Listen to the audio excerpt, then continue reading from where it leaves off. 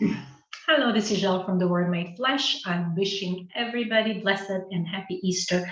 I'm a little late, but not out of time. We're still in Easter season. And, as we on Easter Sunday, we end Holy Triduum, but we start Easter season, which lasts 50 days all the way up to and including Pentecost Sunday. So while we're still well in Easter season, I would like to take this opportunity and share a couple of Bible bits with you. So I'm going to focus on one reading, and it's John chapter 20, verses 11 to 17, but I'm going to make 2 points. So one embraces John 20, 11 to 16, and it's Mary Magdalene at the tomb when she doesn't recognize Jesus. So I find that many people have a lot of questions about it, and they kind of wonder, how come she didn't recognize him? I mean, she knew him well, and she did.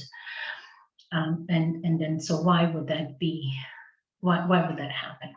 So for us to understand this, I think we have to address the person of Mary Magdalene, who she was, and which kind of relationship she had with Jesus. So we meet Mary Magdalene as this great sinner when Jesus casts out 7 demons out of her. Number 7, in the biblical sense, means it's a symbolic number, and it means all. Like the world was created in 7 days, which means in all the days that it took. So Jesus expelled from Mary Magdalene all the demons that she had, right? We can see her transformation from that. She was grateful, but she wasn't just grateful to him, and he was forgiving. He forgave her. She wasn't just grateful. She became his follower. As a follower of Jesus, as a woman who has been forgiven much, she also returned with much love to him. We meet her at Bethany at her home when Jesus came with the apostles to visit his friend Lazarus, who was Mary's brother and also Mary's and Martha's brother. We see that she is at Jesus's feet, and she's washing his feet with her tears and wiping them with her hair, while her sister Martha is cleaning the house and or it's preparing the meal or whatever, serving and something. She's doing something anyway, and she probably calls Mary a few times, and Mary doesn't respond. So she turns to Jesus, and Martha says to him, Lord, can't you see how much I'm working? My sister's doing nothing. Can you tell her to help me? And Jesus rebukes her. He says to her, Martha, Martha, you are distracted with many things, when in fact you only need one. Mary has found a better way, and it will not be taken away from her. I'm going to tell you honestly, this scripture verse was one of the most difficult for me to understand, because service is prayer, and there is time for prayer, and there is time for service prayer. And when you have a house full of people, and these were big guests, right? You have to serve. I mean, how would it be that I have a dozen people come into my house, and then I go and I kneel down in front of my little prayer table, whatever, and then I start praying rosary or whatever, reading scripture, whatever it is, but I'm starting, like, it is inappropriate. Your prayer in that moment would be to serve your guests. So I had really trouble understanding that, and it came to me when I was on a contemplative retreat, and this scripture passage was brought up, and it was said that Mary Magdalene, she had such an intimate relationship with Jesus.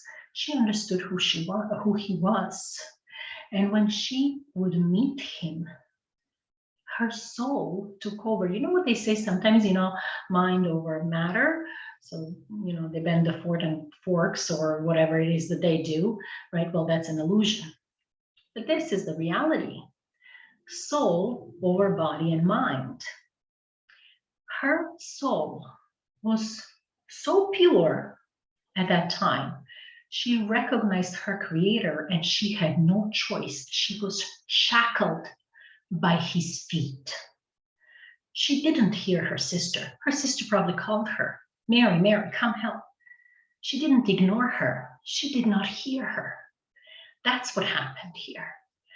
And that's how deeply Mary's union with Jesus was. They say that Saint Teresa of Avila, who was great contemplative, right, and a very holy woman, doctor of the church, they said that when she would come to Mass, she would levitate.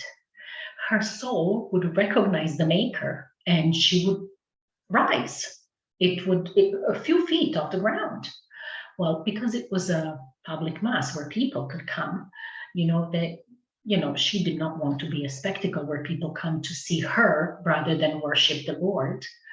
So, the sisters would tie her in a chair, and then they would, lean on the chair on each side, one sister pressing it down so that she wouldn't levitate up.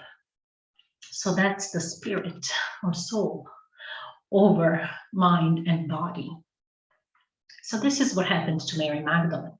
So this was Mary's relationship with the Lord. Now, that morning at the tomb, Mary went in. There was no different, right? It was still the same relationship. She went into the tomb, right, looking for the Lord. The stone was rolled away. She came to look for the Lord. There were angels there. She was not scared, or you didn't even pay attention to them. She didn't even care who they were, right? When they said to her, woman, who are you seeking? She said, my Lord. I'm seeking my Lord. They have taken him away. I don't know where he is. And the funny part in it is that she doesn't say, I'm seeking Jesus of Nazareth or the crucified or anything like that. She says, my Lord. I don't know where as if everybody would know what she's talking about. Right? And while what happened, the crucifixion was a big, everybody knew about it. On Sunday, a couple of days later, not everybody knew where he was buried. Not everybody knew that this was his tomb. So, so in this whole thing, as she's looking for Jesus, he is there, right? And she sees him. She is not looking at him to see who he is. She is crying and seeking him. She is stricken by grief. She is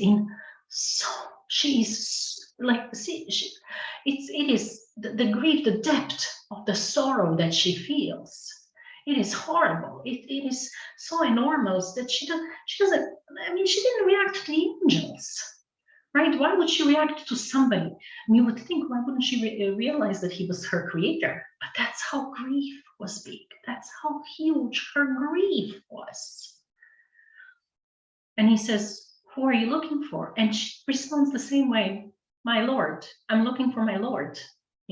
Have you taken him away? And it says that she turned. It doesn't mean she looked at him in the face. She just turned into his direction and noticed whatever. And she's saying this, and then she's looking around. It was when he calls her by the name, when he says Mary, that she turns and faces him.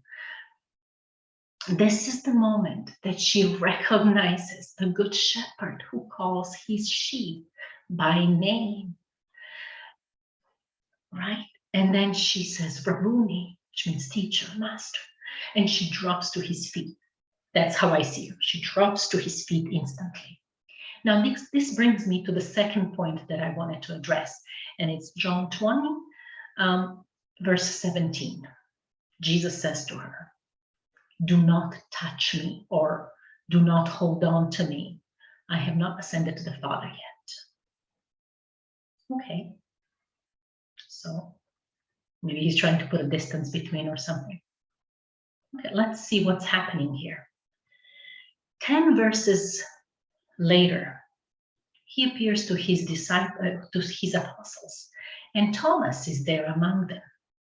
And he comes to Thomas and he says to him, which is John 20, verse 27. So 10 verses later, he says to Thomas, put your fingers into my hands and put your hand into my side and stop doubting and believe.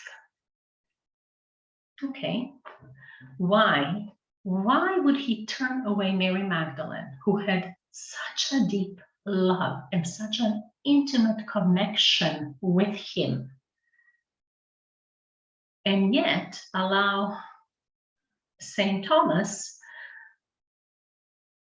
doubtful Thomas, to not just touch him, but to put his fingers into the holes of his hands and put his fist into his side?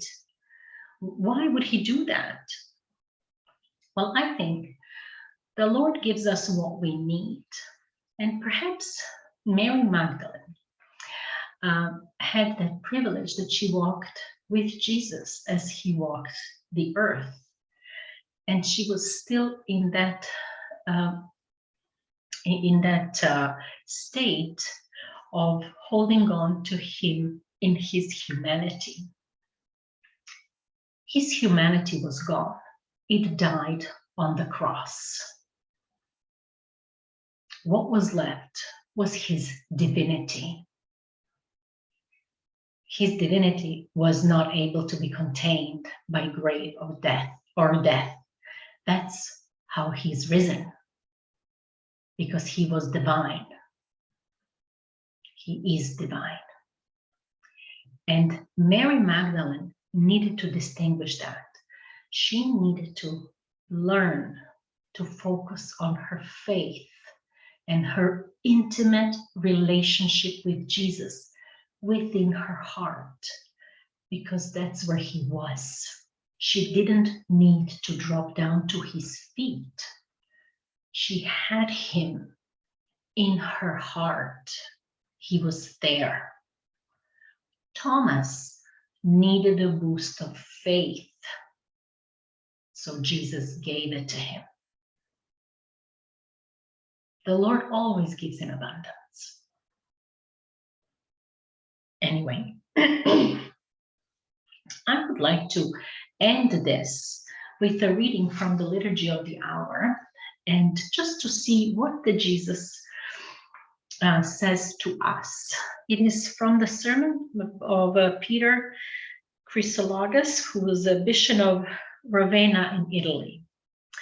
And he says that Jesus has given us a great message. And it says, listen to the Lord's appeal. So now these are like as if Jesus is speaking. In me, I want you to see your own body, your members, your heart, your bones, your blood. You may fear what is divine, but why not love what is human? You may run away from me as the Lord, but why not run to me as your Father? Perhaps you're filled with shame for causing my bitter passion. Do not be afraid. This cross inflicts a mortal injury, not to me, but on death. These nails no longer pain me, but only deepen your love for me. I do not cry out because of these wounds, but through them, I draw you into my heart. My body was stretched on the cross as a symbol, not of how much I suffered, but of all my embracing love.